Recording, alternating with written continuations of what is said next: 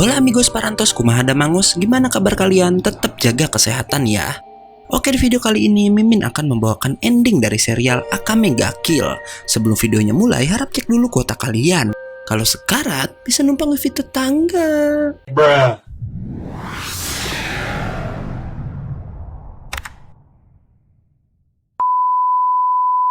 Akame sampai di reruntuhan sebuah gereja yang ada di tengah hutan dengan Kurome yang udah menunggunya.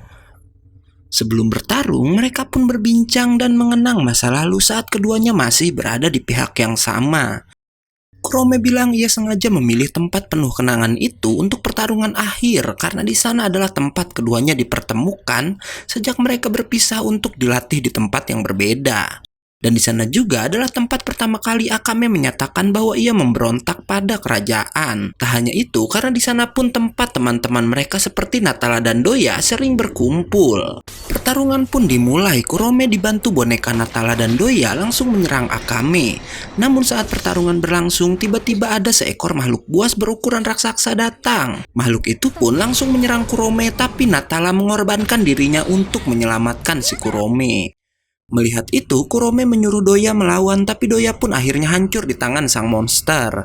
Kurome mencoba menyerang sendirian, tapi tak bisa menembus armor yang dipakai sang monster. Saat Kurome akan tertangkap, Akame pun akhirnya menyelamatkan sang adik. Mereka berdua memutuskan untuk bekerja sama dan bisa mengalahkan monster besar itu dengan sangat mudah. Pertarungan mereka berdua pun dilanjutkan, tapi saat Akame mencoba menyerang Kurome, tiba-tiba Wave datang dan mengganggu pertarungan keduanya. Wave mencoba membantu Kurome, tapi ternyata si Tatsumi pun ada di sana. Tatsumi bilang jika ia datang ke tempat itu untuk memastikan tak ada yang mengganggu jalannya pertarungan.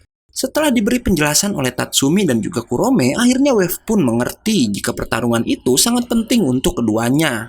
Pertarungan pun kembali dimulai dengan disaksikan Wave dan juga Tatsumi. Keduanya saling menghunuskan pedang hingga akhirnya Kurome harus tewas di tangan kakaknya sendiri.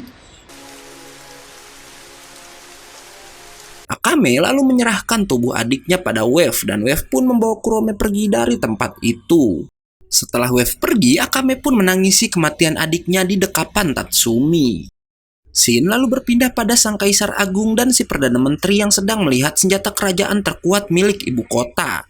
Sementara di markas Nedre, Tatsumi dan Akame yang udah kembali diberitahu Najenda jika misi terakhir mereka yang adalah membunuh sang perdana menteri sudah tiba. Najenda memimpin para pasukan revolusi menyerang istana dari arah luar, sedangkan Tatsumi bersama Akame dan juga Leone menyerang dari dalam. Mereka dihadang oleh para pengawal, tapi kemudian si Ran datang dan bermaksud melawan 3 anggota Night Raid sekaligus. Ran emang setuju dengan revolusi, tapi katanya ia punya kebiasaan menyelesaikan apapun yang udah ia mulai. Ran pun lalu mengeluarkan senjata kerajaannya yang berbentuk sayap dan langsung menembaki Tatsumi dan yang lainnya. Ran bilang ia tak setuju dengan cara Night Raid yang menumpahkan darah terlalu banyak, dan ia ingin mengubah ibu kota dengan caranya sendiri, yaitu berjuang dari dalam kerajaan. Leone menyuruh Tatsumi dan Akame pergi mencari sang menteri, sedangkan dia akan tetap di sana untuk menghalangi Ran. Shin lalu berpindah pada Kaisar Agung yang bertanya tentang pemberontakan yang sedang terjadi. Di sini terlihat kalau sang kaisar sebenarnya nggak tahu apa yang ia perbuat. Bahkan ia sampai menanyakan apa dirinya udah memerintah dengan buruk. Dan di sini juga kita akan diperlihatkan peran sang menteri yang menghasut sang kaisar untuk membunuh semua pemberontak termasuk rakyatnya sendiri. Tatsumi dan Akame pun akhirnya tiba di hadapan sang kaisar agung. Walau Tatsumi udah mencoba memberitahu kebenaran pada kaisar, tapi si bocil labil tetap mempercayai kata-kata sang perdana menteri. Akhirnya sang kaisar pun mengeluarkan senjata kerajaan terkuat berupa robot raksasa yang bernama Psychotazer. Si kaisar bocil tanpa basa-basi dan atas hasutan si menteri langsung menghancurkan kotanya sendiri. Tatsumi mencoba menyerang, tapi Psychotazer sangat kuat dan bisa menghempaskannya. Tatsumi kembali bangkit dan tak menyerah untuk menyerang, tapi kali ini ia malah tertangkap dan dibantingkan ke tanah. Tatsumi terus aja ngoceh untuk nyadarin si bocil, tapi si kaisar malah marah dan mencoba menginjak Tatsumi. Beruntung Wave dengan menggunakan armor Grand Chariot datang menyelamatkan Tatsumi. Sementara di tempat lain, Leone dan Ran memutuskan untuk bekerja sama menyelamatkan para penduduk. Inkushiro dan Grand Chariot pun bekerja sama melawan Psychotazer. Walau awalnya kesulitan, si Tatsumi secara nggak sengaja memukul bagian perut Psychotazer yang bahkan membuat Kaisar ikut kesakitan. Ia lalu mengingat kata-kata Susanoo yang bilang jika lawan sekuat apapun pasti tetap mempunyai kelemahan. Karena itu, Tatsumi meminta Wave mengalihkan perhatian sang Kaisar, sedangkan ia menyerang dari arah bawah dan lalu berhasil memukul perut Psychotazer dengan telak. Walau si Kaisar terlihat sangat kesakitan, tapi ia belum kalah dan malah bisa membuat Wave juga Tatsumi terpental.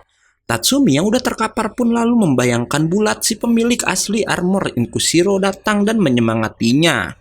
Membuat Tatsumi bisa kembali bangkit dan mengaktifkan armor Inkushiro, bahkan kali ini ia berhasil membuat Inkushiro berevolusi. Melihat itu, sang Kaisar kembali menyerang Tatsumi, tapi si Tatsumi bisa menghindar dan akhirnya dengan telak kembali memukul perut Psychotazer.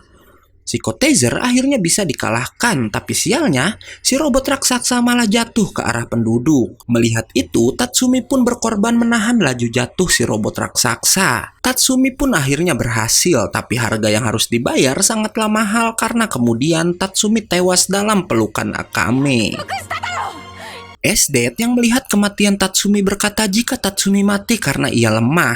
Tapi kali ini ia tak mengerti karena hatinya terasa sakit melihat kematian pria yang dicintainya itu.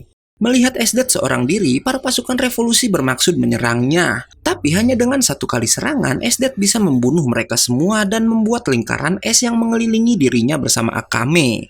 Esdet sengaja melakukan itu karena ia ingin berduel dengan Akame tanpa diganggu siapapun.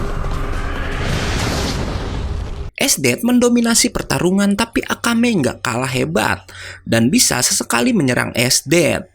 Esdet dengan kekuatan esnya terus menyerang dan akhirnya ia bisa menjatuhkan Akame.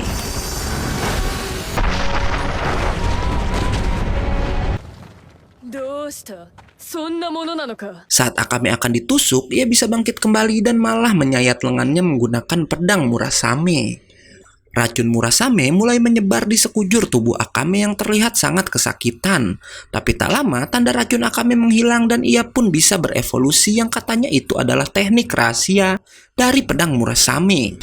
Kecepatan dan kekuatan Akame menjadi meningkat membuat Esdet kesulitan. Bahkan tak lama akhirnya Akame berhasil menggores sedikit lengan sang jenderal. Walau hanya sedikit, racun Murasame dengan cepat menyebar di lengan Esdet, membuat Esdet harus merelakan untuk memotong satu lengannya sendiri. Esdet yang udah kehilangan satu lengan malah semakin semangat berduel dengan Akame. Sementara si Akame berkata kalau perubahan wujudnya tak akan bertahan lama. Dan dari itu ia harus segera menyelesaikan pertarungannya. Akame pun melancarkan serangan bertubi-tubi dan ternyata Esdet menunggu kesempatan Akame lengah. Hingga akhirnya ia mengeluarkan teknik rahasianya yang bisa menghentikan ruang dan waktu. Namun kejutan kembali terjadi karena saat Esdet akan membunuh Akame, ternyata yang ia tusuk hanyalah bayangannya. Sementara tubuh Akame yang asli bisa menghindar ke udara dan kemudian berhasil menebas tubuh sang jenderal terkuat. Racun Murasame pun menyebar ke seluruh tubuh Esdet, dan ia yang sadar jika kematiannya tak bisa dihindari lagi, kemudian mendekati tubuh Tatsumi. Hingga akhirnya Esdet pun tewas bersama orang yang paling dicintainya. Scene kemudian berpindah pada si Perdana Menteri yang berhasil melarikan diri, tapi ternyata Leone udah menunggu untuk membunuhnya. Namun si Perdana Menteri kemudian mengeluarkan senjata kerajaannya berupa sebuah cincin yang bisa menghancurkan senjata kerajaan milik orang lain. Setelah itu, Leone yang kembali jadi manusia biasa ditembak oleh si Perdana Menteri. Walau menjadi manusia, Leone masih sanggup menjatuhkan sang menteri yang kemudian menghujaninya dengan peluru dari senapannya. Namun Leone terus memukuli wajah sang Perdana Menteri hingga akhirnya pria tua itu pun tewas.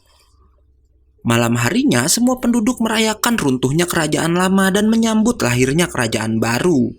Tanpa mereka sadari, di satu gang gelap Leone udah tewas akibat luka tembak yang parah di perutnya.